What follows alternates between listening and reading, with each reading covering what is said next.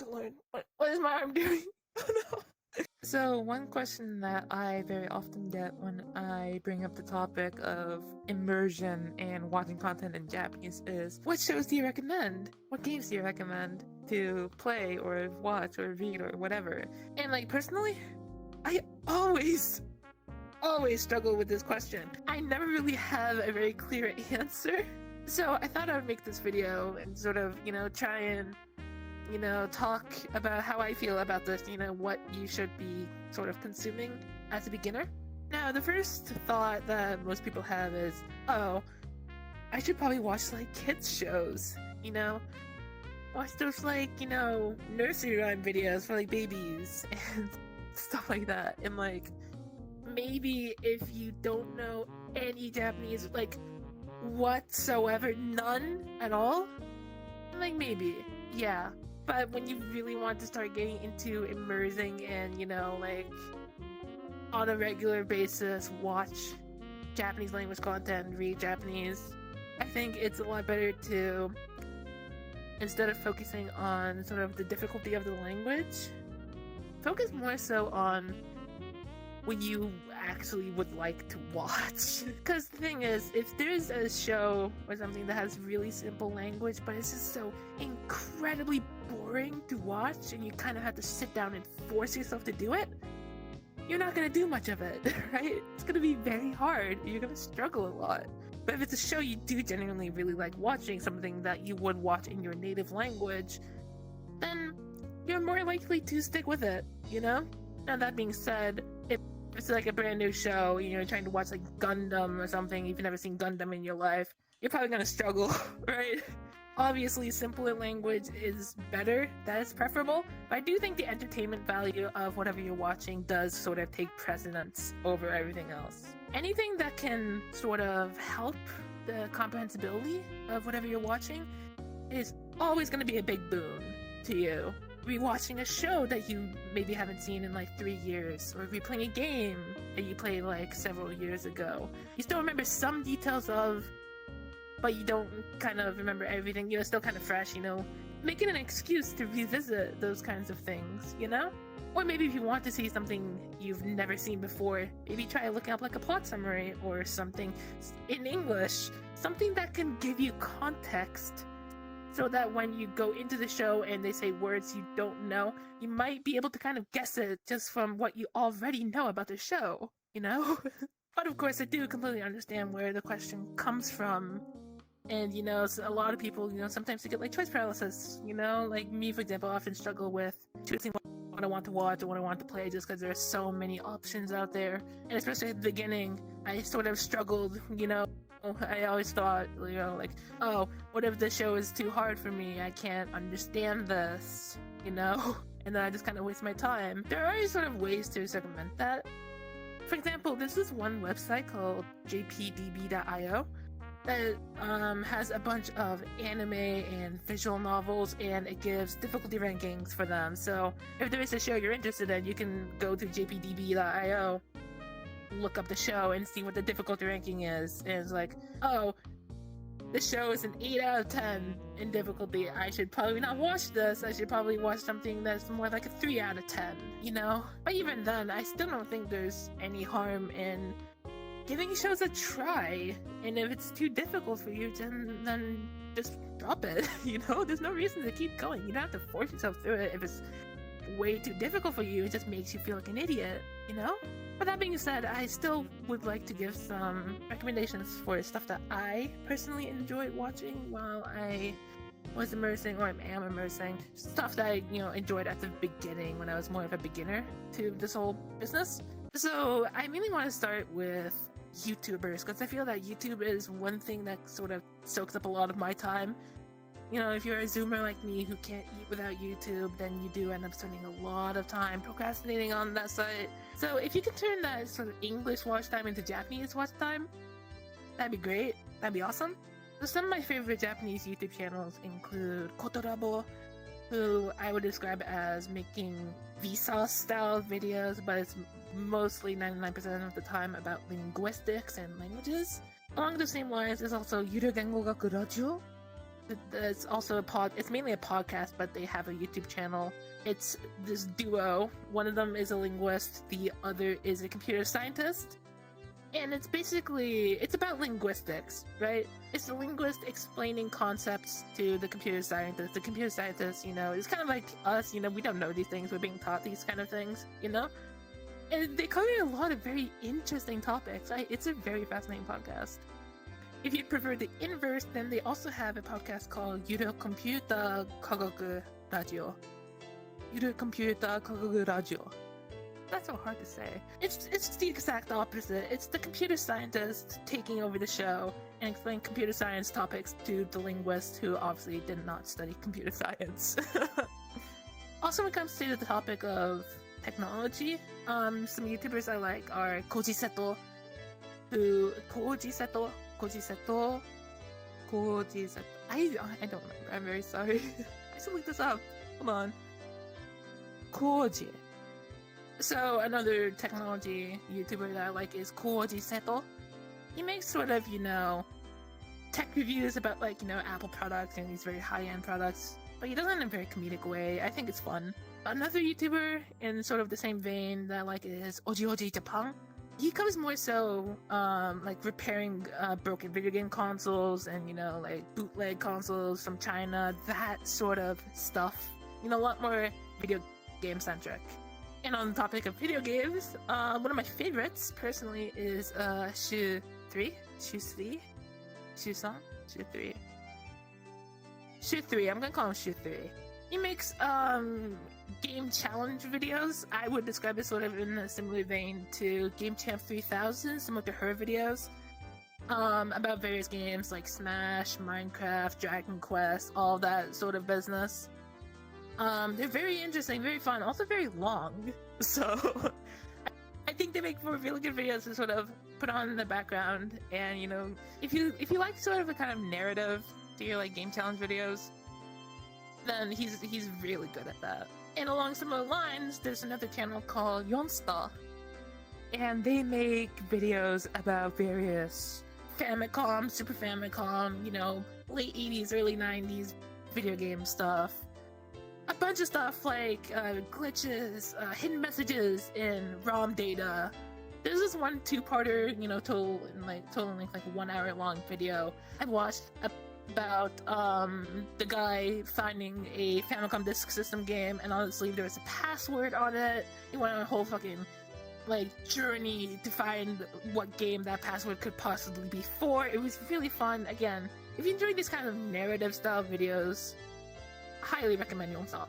And finally, one that a lot of you may have actually heard of is Sakurai Masahiro no Game Tsukuru ni wa, which also has an English version. It's available in both English and Japanese. And it's just Masahiro Sakurai's game designer channel. He uploads a video, I think every single day, short 3-5 minute video about various game design things, games that he's personally worked on, sound effects, UI elements, just general game design things. And it's really interesting, it's really fun, and I really like that Sakurai is doing all of this out of pocket. As far as I know, if I remember correctly, he's doing all of this out of pocket, just on his own, just because this is something he is very passionate about, and I love that. When it comes to some manga and TV show, movie stuff that I watched, one of the first ones that I remember reading and then watching was Koe no Katachi. I actually found the Japanese manga at a local sort of manga otaku nerd store in my area. I ended up buying the whole thing, all 7 volumes, with a gift card that I got for Christmas. I ended up reading it over a period of 2 weeks or so. I remember it being a fairly simple read, and it was engaging, it was fun. And later when I watched the movie, it was all incredibly comprehensible to me. Again, the manga kind of created, the context. I knew sort of what was going on, even though the manga and the movie do end differently, if I remember correctly. But it was still a very simple watch. I can recommend it. If you want another movie about a disabled girl, then one that I actually like a lot more than Koe no Katachi is Josei to Tora. What the hell is this shit called? Josei to Tora no Sakana Tachi. It's about this girl who is disabled. She has been in a wheelchair her entire life. It's about this guy who gets a part-time job to take care of her. And it's a very, very sweet movie. I loved it when I first watched it. I remember the language. It might have been slightly harder than Koi no Katachi. I can't exactly directly compare them because I watched them like 6 months apart, but still, it was very comprehensible to me, very easy, and it's just a very sweet, adorable movie. I love it. Please watch Josei to Tora no Sakanatachi if you can. Other movies I'd recommend are Studio Ghibli movies. They tend to be pretty simple in the language, very comprehensible. My favorite Studio Ghibli movie out of the ones that I've seen was probably Hotaru no Haka, which is pretty dark. Pretty damn dark in the subject matter. If you're sensitive to topics on war and just death, famine, stuff like that, don't watch it. But I really liked it. I also really liked Tenku no Shiro Rapura. It felt kind of just like a JRPG as a movie, and I love my JRPGs. It was great. It was a really fun time. Loved that movie. And I think if I had to give like a third Ghibli movie, I would recommend probably Majo no Takyubin. That one was also fun. I like that one too. Now my favorite manga, just overall, is one that I actually do consider to be fairly simple in terms of language. Relatively simple, at the very least. It's Chainsaw Man. I did read it first in English, but I did go back and reread it in Japanese, and then I watched the anime as well. I prefer the manga. The manga is way better. But yeah, Chainsaw Man is just very fast-paced. It's very action-heavy. It's very fun. I usually don't like shonen all that much, but Chainsaw Man just kind of spoke to me in a different way. It just hit different, And it's very popular. You've probably read Chainsaw Man at some point or watched it or something, but if you haven't, then check it out. It's good. And it's also pretty simple in language, in my opinion. So, if you know maybe like 1,000, 1,500 words of Japanese, then maybe give it a shot. It might not be as hard as you'd expect it to be. Now, one piece of kid-centric media that I personally actually do really enjoy is tokusatsu.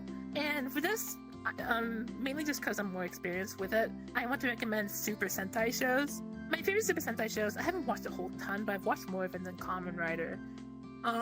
For Super Sentai, I would highly recommend Dawn Brothers or Zenkaija. Zenkaija is just a really fun show.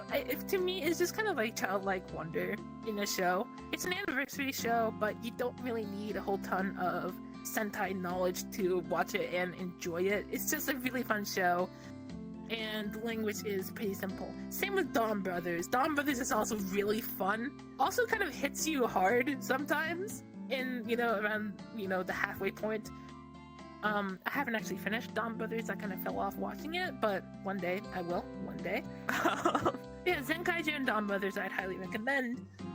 Other Kamen Rider shows and other Sentai shows are probably also going to be fairly simple in language, but I can't really speak from experience. The only Kamen Rider show I've watched a ton of is the original 1971 Kamen Rider, which I do recommend. It's very fun. I love Takeshi Hongo. But, it's from the 70s. It might not be to everyone's tastes. Although, maybe Shin Kamen Rider might be easy in language. I haven't seen it myself because I don't fucking live in the US. All of my American friends have seen it and I'm still pissed about it. But it is coming out soon online on like Amazon Prime or whatever. So, I will be watching it then. And yeah, Tokusatsu I can highly recommend if you're learning Japanese and want something relatively simple to watch. And finally, I'd also recommend Bocchi the Rock. Bocchi the Rock is also pretty simple in language, I feel, and it's just a really fun show. I really enjoy it. If you love women, it's a good show. It's Bocchi's Rock, and we are just living on it. Now, personally, I feel the hardest form of media to recommend things for is probably JRPGs and video games in general. When you're watching anime or reading manga, if you don't understand something, you can still keep going. with like JRPGs and stuff, in most JRPGs, you have to actually understand the language to make progress. So just, you know, it's just a lot harder. So I don't really have a ton of video game recommendations. If I had to recommend one series, I'd probably recommend Dragon Quest as probably the simplest, but even then, Dragon Quest might be a little bit difficult if you're just getting started. And if there's an RPG that you've played before and you really like, then go with that. You know, for me personally, one of the first games I played in Japanese was Fire Emblem, and that went completely fine for me because I could read. I already knew sort of all the commands. I knew how the game worked. If you really want a game, try out a Dragon Quest game. I really like Dragon Quest 3, 4, and 5. I've also played 20 hours of 8, and 8 was fun as well. Most people love 11. I haven't personally played 11. But 11 might also be worth checking out, you know? It got all of my thumbs ups, so... so that was pretty much all I had to say. I hope you all have a good time immersing and finding stuff to watch or read or whatever. I have no clue how long my arm has been, like, poking through my body for. If it's been like that the entire video, I am very, very sorry. But yeah, that was all I had to say, so bye-bye!